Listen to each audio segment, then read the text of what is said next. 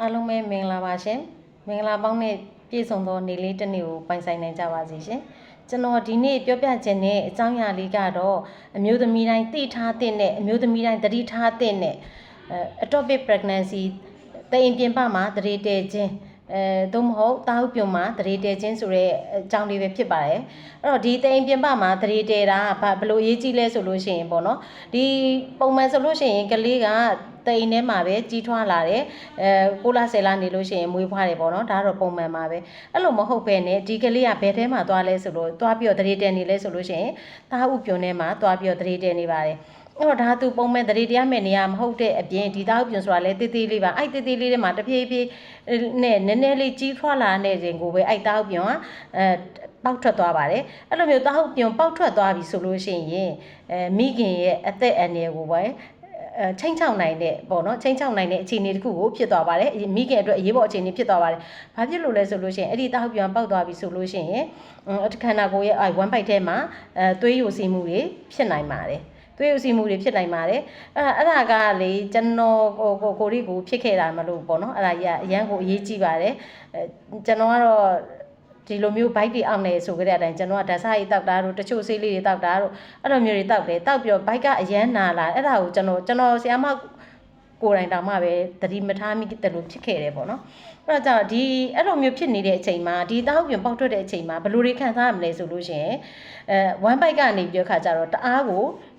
နာတယ်ဝမ်ဘိုက်တစ်ဖက်ပဲနာတယ်ထိုးပြီးတော့ကိုနာတယ်ပြီးရင်အဲ့လိုဝမ်ဘိုက်ထဲကထိုးပြီးတော့နာလိုက်ပြီဆိုလို့ရှိရင်အဲ့ပခုံးတစ်ဖက်ကပို့ပြီးတော့နာလာတယ်ပခုံးတစ်ဖက်ကနာလာတယ်ဆိုတဲ့ဟာကျတော့အထဲထဲမှာရှိတဲ့တာဟုတ်ပြန်နေပြီးတော့ပေါက်ထွက်ပြီးတော့သွေးတွေကိုညှစ်ထုတ်လိုက်တယ်လို့မျိုးဖြစ်တဲ့အတွက်အဲ့ဒီအချိန်မှာလက်ဖွားတွေပါဖွေးသွားပြီးတော့လူကအားကုန်တယ်လို့ကိုဖြစ်သွားတယ်အဲ့လိုမျိုးအခြေအနေမျိုးတွေဖြစ်တတ်ပါတယ်အဲ့တော့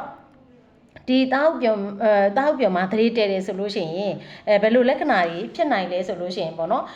ပုံမှန်လိုပဲရာသီသွေးထိန်သွားမယ်ပေါ့နော်အဲ့တော့ကိုဝင်ရှိသွားတယ်ပေါ့ရာသီသွေးထိန်ပြီးကိုဝင်ရှိသွားတယ်စီးစစ်မယ်ဆိုလို့ရှိရင်လည်းစီးမှာကြတော့ကိုဝင်ရှိတယ်ဆိုရဲအဖြေကိုပြတတ်ပါတယ်နောက်ရာသီနောက်ကျပြီးကိုဝင်ရှိမယ်ပေါ့နော်နောက်1 by အောက်ပိုင်းကတစ်ဖက်ထဲပဲစောစောကျွန်တော်ပြောသလိုတစ်ဖက်ထဲပဲနာတယ်မိန်းမကနေပြီးတော့သွေးနဲ့ငယ်ဆင်းမယ်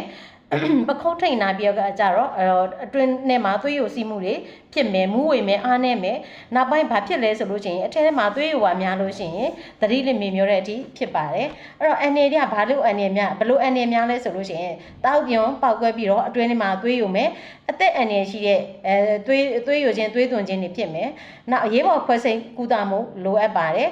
်ပြီးရင်နောက်ပိုင်းမှာကိုဝင်ရနိုင်ကြီးနေပါတယ်ဒါပေမဲ့အဲ့ဒါတော့အများဆုံးမဟုတ်ဘူးပေါ့နော်ဘာဖြစ်လို့လဲဆိုလို့ရှိရင်အဲ့လိုမျိုးတချို့တွေဆိုလို့ရှိရင်ဒီလိုမျိုးတားပြန်ပေါက်ပြီးကမှပဲပြန်ပြီးတော့ကလေးရတဲ့လူတွေလည်းရှိပါတယ်နော်တစ်ဖက်ထဲပေါက်တယ်တစ်ဖက်ထဲဖြတ်လိုက်ရတယ်ဆိုလို့ရှိရင်နောက်တစ်ဖက်ကျန်သေးတယ်ဆိုလို့ရှိရင်တော့ကလေးရနိုင်ကြီးများပါတယ်ဘယ်အချိန်မှာဆေးရုံသွားရမလဲဆိုလို့ရှိရင်ကိုဝင်စရှိပြီးရာသီထိန်သွားတယ်ဆိုလို့ရှိရင်ရာသီထိန်ပြီးအဲ့ဒါမှရုတ်တရက်ဘိုက်ကလည်းအောက်လာတယ်เนาะ1 byte အောက်ပိုင်းကလည်းနားတယ်ပခုံးတွေလည်းနားလာတယ်ပြီးရင်ဆော့ဆော့ပြောသလိုပဲသွေးဆင်းမယ်သတိလစ်မယ်အဲ့လိုမျိုးတွေဖြစ်လာပြီဆိုလို့ရှိရင်တော့နီးစပ်ရာဆေးရုံကိုသွားရပါမယ်ဘာဖြစ်လို့လဲဆိုလို့ရှိရင်အတွင်းထဲမှာသွေးယူတာများရင်များသလိုမိခင်အတွက်ပါအသက်အန္တရာယ်ရှိပါတယ်အဲ့တော့ဒီ ectopic pregnancy ဟာဆိုလို့ရှိရင်ကလေးဟာမွေးဖွားနိုင်သည့်အထိကြီးလာအောင်ကိုဝင်ဆောင်နိုင်တဲ့နေရာမဟုတ်ဘဲနဲ့ကိုဝင်ဒီ ectopic pregnancy ကိုဝင်ဆောင်ထားတဲ့မိခင်ရဲ့အသက်အန္တရာယ်ကိုသာထိခိုက်စေနိုင်တဲ့အတွက်ပေါ့နော်ကိုဝင်စရှိပြီလို့တည်ခြင်းပဲရာသီသွေးလေးထိန်သွားတယ်နှစ်ပတ်လောက်ထိန်သွားတယ်ဆိုလို့ရှိရင်နှစ်ပတ်ဒါမှမဟုတ်ရင်နည်းနည်းလေးကြော်သွားပြီဆိုလို့ရှိရင်ပေါ့နော်သက်ဆိုင်ရာသားဖွားမီးရဲ့အထုပ်ကုဆရာဝန်ကြီးတွေနဲ့ပြပြီးတော့ ultrasound ရိုက်တာမျိုးတွေလုပ်တင်ပါတယ်အဲ့လိုမျိုးလုပ်တဲ့အခါကြလို့ရှိရင်တော့ဒါပုံမှန်နေမှာသတိတည်နေရလားတောက်ပြမှာသတိတည်နေရလားဆိုတာစော်စီးသွား